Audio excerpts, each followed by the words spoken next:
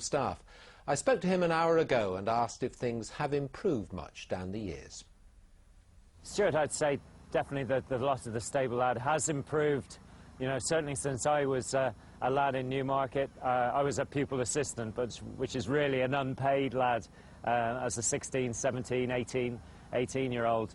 I wasn't on a lot of money at all then, but you know, it's still, for a very, very skilled job, riding horses worth tens, sometimes hundreds of thousands of pounds. They are not paid the best wages. I suppose lots of people want to work at Newmarket as stable lads or whatever, and so the trainers don't have to pay top dollar in order to get the people they want.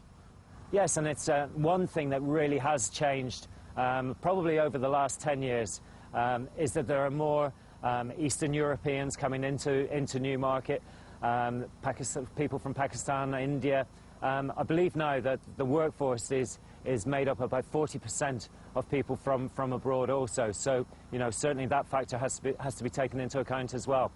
But it is highly skilled, and they are dealing with very, very valuable assets. You would think that those people who are very good at it would be well looked after. I'm sure some of the lads, you know, there's pool money for horses that win, those top horses, they get a bonus, they get extra money, and some of the lads obviously do make a very reasonable amount as well, but there are other yards that mightn't have the winners. You know, those lads certainly wouldn't be looked after quite as well. As far as you're concerned, do you think that the lot should change? Because actually they get up very early in the morning, they work very long hours and don't get paid a great deal for doing it. Doesn't somebody have to say, listen, look after these people? It would be great, you know, but it's just not as simple as that, as suddenly saying, you know, we'll pay all the stable lads top whack and we'll look after you. It's just not that simple in the racing industry. But you don't think that anything's going to change as far as the trainers are concerned?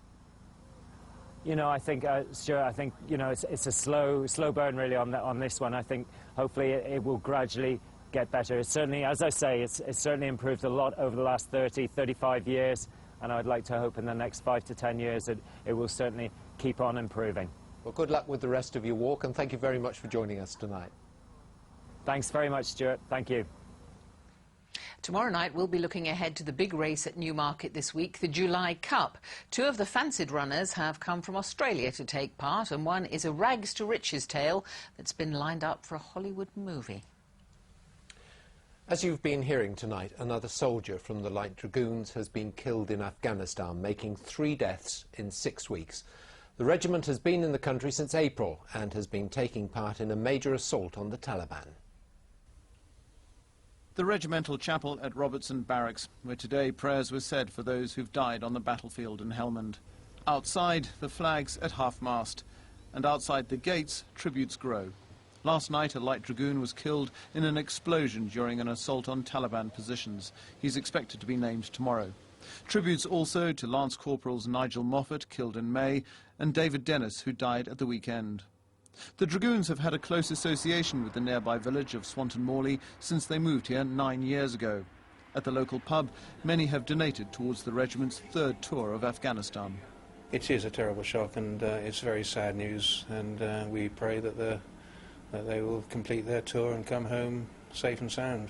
The close ties with the barracks and the village have gone on since they arrived, and obviously it's felt across the village, really.